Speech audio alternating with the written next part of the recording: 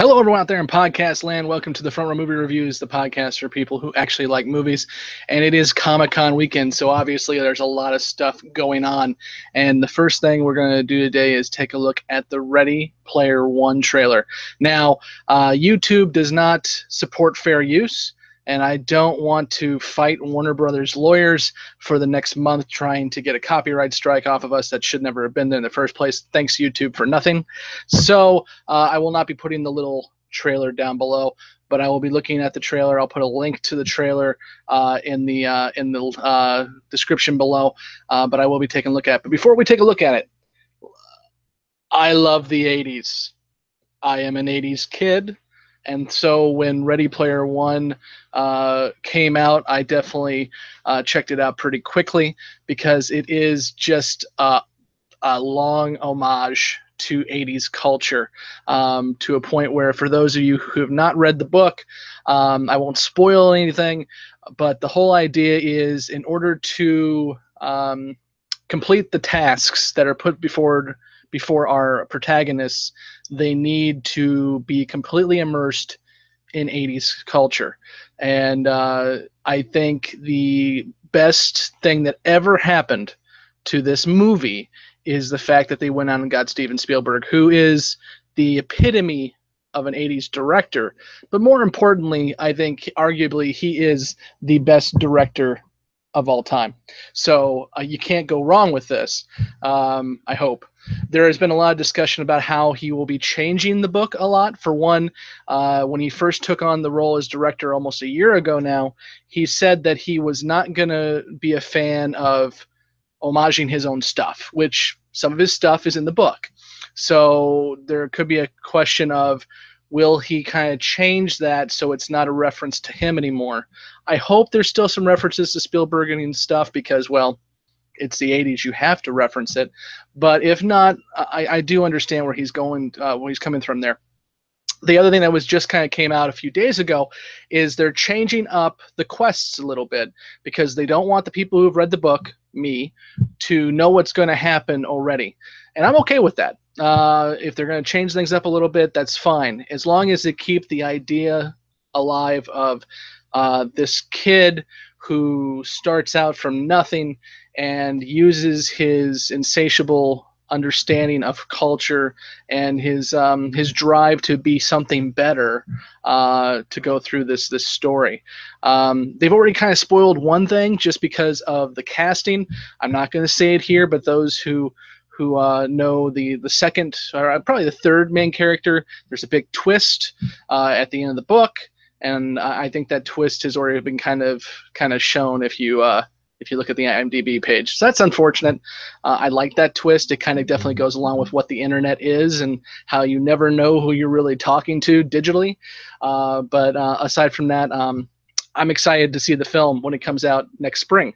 So I'm going to go ahead and start the trailer again, because YouTube does not defend its content providers, even though it should. I'm not going to throw the trailer up here, but you can see it, the link, and I'm going to check it out right now. We have the stacks of there's a narration. So they've moved ahead in time a little bit. It's not as close as it was in the book, I don't think, because he says 2045.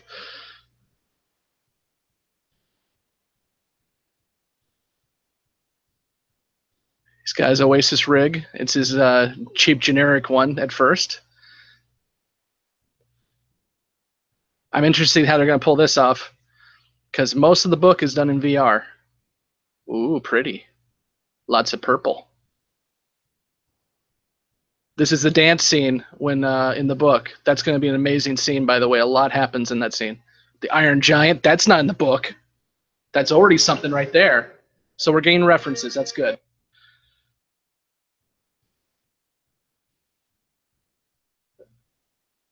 Wow. There's a lot of stuff. Some first-person shooter action, some orcs. This is looking good, guys. Okay, here's real life. So, okay, we got the prison break. And everyone getting their gear. These are all the guys trying to hunt down the the millions or billions that are locked away. Okay, I see what's going on. So we're seeing both the real world and the VR world at the same time. This is going to be good. I hope they do a lot of that juxtaposition. And of course, they're using Rush, which goes in the book a lot.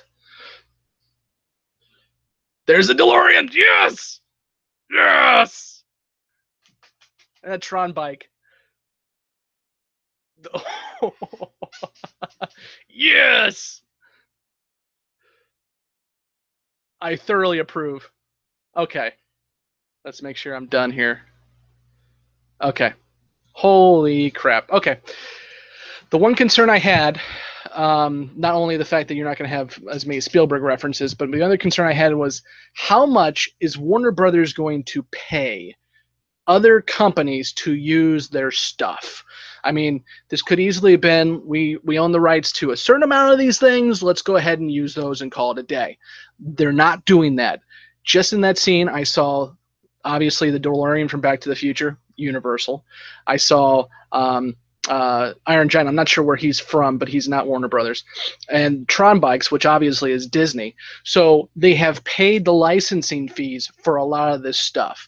So there's going to be a massive amount of references. If I get the Spider-Man mech from the Japan show and Voltron and Mechagodzilla, I'm going to go insane. I'm not going to say anymore because it spoils a lot of stuff, but there's a lot of big robots. It looks good. I like the fact that they do juxtaposition. The Oasis is obviously a VR system that is almost a half century ahead of us, so it looks more lifelike.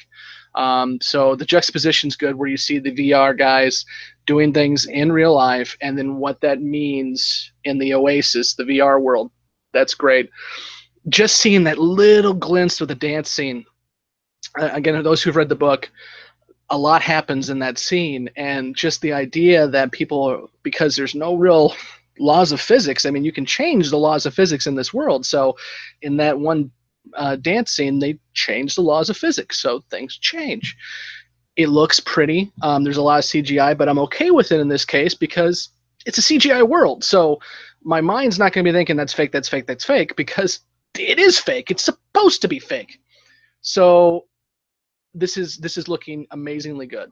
The book, I loved it, and I recommend, actually, if you're going to check out the book, the audio version is read by Will Wheaton, which there's actually some Will Wheaton references in the book. When he reads it, it's kind of funny. But I would check it out that way too. And I'm looking forward to the spring. This looks really, really good. And I'm hoping that the changes they do make are for the better. The book does drag sometimes, so I think that's going to help being a movie version. Some people have been freaking out that T.J. Miller says that his character has more to do than what IROC does in the book, but that's okay, because we need some more antagonists, and IROC in the book is kind of a waste of time. So if they make T.J. Miller's character a little bit more badass, or maybe pretending to be badass or trying to be badass, I'd be okay with that. So I'm rambling now, as per usual. But I'm excited. I think this is going to be a good movie based on what I've seen. And the 80s are back, and I appreciate it so much. Until next time, we'll see you in the front row. Have a good one.